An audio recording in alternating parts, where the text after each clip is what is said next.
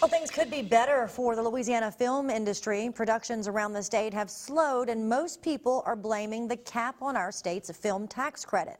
Local 33's Tim Sproles has details on what's next now for Hollywood South.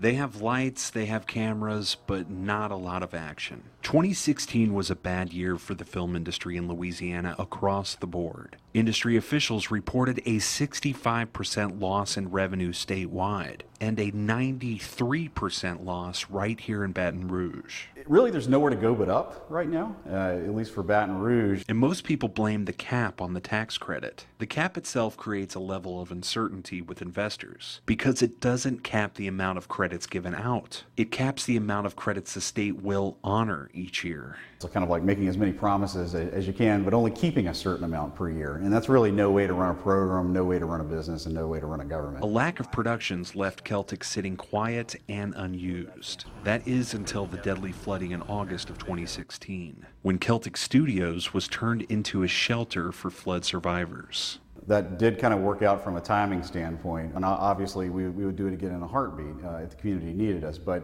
you know, the reality is that we want to bring the film business back. So here we are in the new year, and film industry professionals are holding out hope for the future. The legislature is expected to take up changes to the tax code this year, and even members of Governor Edwards' administration have recommended changes to the film program. I don't think anybody is naive enough to think that this program will remain uncapped ever again. So there will be a cap.